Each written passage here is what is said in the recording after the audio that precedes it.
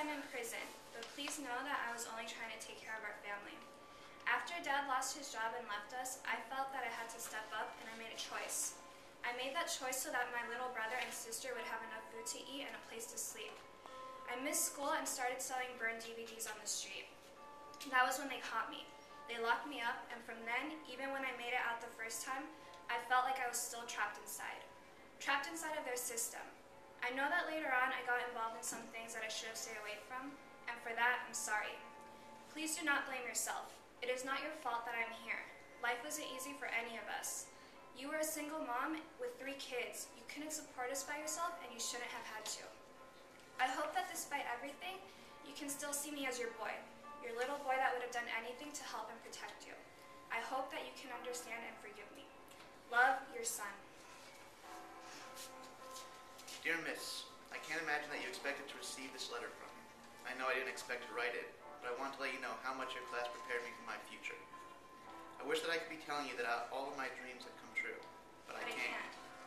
I wish that I could be telling you that I am optimistic of my future, but I can't. I wish that I could be telling you that I am in college instead of prison, but I can't. Now I spend my days following a schedule that I didn't choose, much like your class. My pod and I walk the halls following each other in a straight line, much like your class. The other day I was put in timeout for not playing nice with others, much like your class. I'm sorry to point at the similarities, but the memories of your class are what keep me going. I'm sorry because you always looked out for me. Help me to believe that anything was possible. I'm sorry if I've let you down. I know I've let myself down. Sincerely, your student. Dear school administration, as I sit here in cell number 12, I can't help but notice how similar your school resembles prison. There are just as many policemen here as there are patrolling the streets of our school, waiting to ticket someone for breaking the daytime curfew. I think of how I ended up in jail, and I realized that it was school that started this process. I was going through a very difficult time. I had to deal with stress that you could probably never imagine, and instead of helping me, you immediately labeled me as a problem. Getting only a couple hours of sleep every night often made me tardy. But what else could I do? I worked every single night, and in the mornings, I had to walk my younger brother and sister to school. Instead of getting some support, all I received were detentions and meetings with the principal. To all of you, I was just another statistic, another troublemaker destined for jail. Too many times you look at the students in your school as just numbers, and you forget that they are human beings. Why are you there as soon as someone messes up, but not when we need help and support? Why are you setting me up for failure? I wanted to graduate high school. I was even thinking of going to college. But is that going to happen now? I want you to know that there are a lot of kids like me, struggling with family problems and feeling overwhelmed.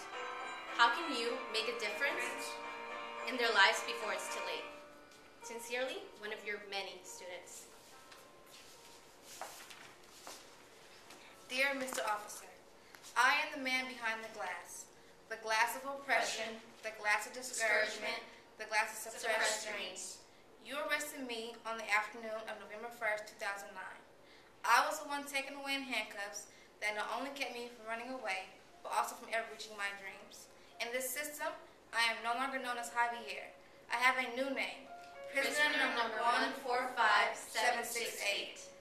My soul has been trapped within these cement walls that I must call my home. I was arrested in a state that spends far more money on prisons than they do on any child's education. More money on building prisons than they do on education. Being arrested and placed in the back of the police car for selling DVDs and being involved in gang activity was heartbreaking enough for my mom and dad. But getting arrested a second time for hanging out with my friends and family was a point that enraged us all. So, Mr. Officer, I asked you, was it wrong to hang out with Eddie that night when he got released from jail? Is it it so so wrong to join the company of my loved ones, although they may choose to involve themselves in street life? Is it such a crime to associate with those who look, dress, and talk like me? Well, if not, then why am I even here writing you this letter? Please be reassured that these letters won't stop today, because the system is set up so that I will return. Yours truly, prisoner number 145768. Hey you, yes you. You sit here in your cell thinking about what went wrong, who wronged you, who you've wronged, and how you feel about the situation you're in right now. But listen, you have a choice. You'll be out of here in 2 months. You can either go back to your old ways and continue to be stuck in this unending prison web.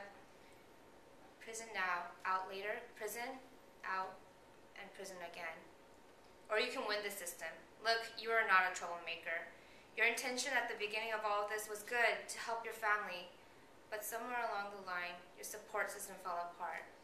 What's done is done. What are you going to do now? Are you going to let countless numbers of people like you go through the same cycles as you did?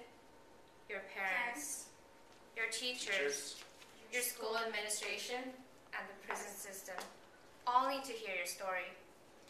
There is only an uphill climb when you feel like you're at the very bottom.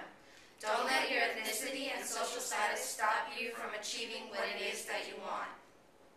I have Hope. that there are people who want to change the situations for students in the urban community. They are aware of what is happening in schools, and they care about preventing inequalities in the classrooms. When there's an observation, there's an obligation. So take the charge.